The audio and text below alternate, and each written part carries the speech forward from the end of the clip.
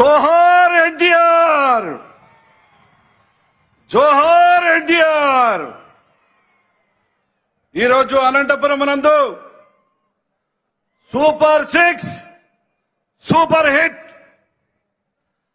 6 పథకాల్లో 5 పథకాల గురించి నేను చెప్పాలనుకున్నా.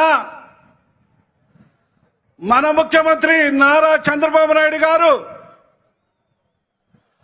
అది ఏ రకంగా ప్రవేశపెట్టాడో 5 కోట్ల ప్రజల్ని ఆలోచించి బడుగు బలహీన వర్గాల వాళ్ళకి న్యాయం చేయాలని ఒక మంచి ఉద్దేశంతో 1000 రూపాయలు ఉన్న పెన్షన్ ని 4000 రూపాయలు పెన్షన్ ఇచ్చి, అది ఏ రకంగా అంటే ఈ యుగములో అవ్వా తాతలకి కొడుకు గాని కోడళ్ళ కానీ చూడలేని పరిస్థితిలో నేను నీకు పెద్ద కొడుకుగా ఉంటానని రోజుకి 130 రూపాయలు ఇచ్చి నెలకు 4000 రూపాయలు ఇచ్చి ఆదుకున్న నాయకుడు మన ముఖ్యమంత్రి నారా చంద్రబాబు నాయుడు గారు అని చెప్పి ఈ సందర్భంగా మనవి చేసుకుంటున్నా.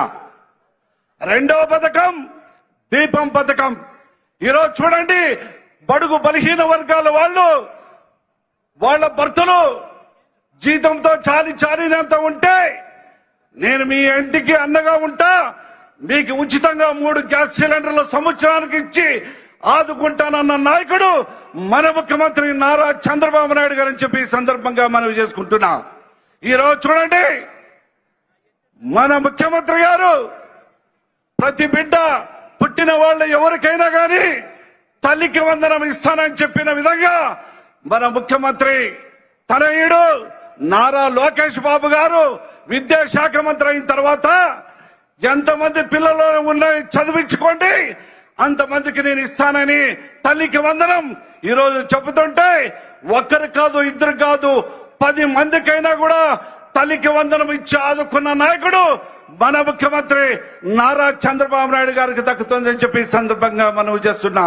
అది కాకుండా ఈరోజు రైతన్నలు చూడండి ఎంత సంతోషంగా ఉన్నారంటే, హెచ్ఎన్ఎస్ ద్వారా మన రాయలసీమ ఎలా ఉందంటే కొనసీమగా ఉందని చెప్పి ఈ సందర్భంగా మనం చేసుకుంటున్నా. ఈ రోజు రైతన్నలకి 5000 రూపాయలు కాకుండా కేంద్రం కూడా 2000 రూపాయలు ఇచ్చి 7000 రూపాయలు ఇచ్చి ఆదుకున్న మన ప్రభుత్వం ఎన్డీఏ గవర్నమెంట్ కే దక్కుతుందని చెప్పి ఈ సందర్భంగా మనవి చేసుకుంటూ, ఈ రోజు ఈ 5 పథకాల ద్వారా రాష్ట్రంలో 56 పథకాలు ఉన్నాయి. ఇంకా ఒక పథకం ఉంది కాబట్టి 5 పథకాలు 6 కంప్లీట్. 50,000 కోట్ల పైచిలకుతోనే ఈ రోజు మనం ఇస్తున్నామంటే ఇంతకన్నా 5 కోట్ల ప్రజలు ఈ రోజు సుఖ సంతోషాలతో ఉండాలని చెప్పి ఈ సందర్భంగా మనం చేసుకుంటూ, ఇక్కడికి వచ్చిన ప్రతి ఒక్కరికి పేరు పేరున హృదయపూర్వక ధన్యవాదాలు తెలుపుకుంటూ సెలవు తీసుకుంటున్నా. థ్యాంక్ యూ జయరాం గారు. తర్వాత కళ్యాణదుర్గం శాసనసభ్యులు శ్రీ అమిల్నేని సురేంద్రబాబు గారు మాట్లాడాల్సిందిగా కోరుతున్నాను.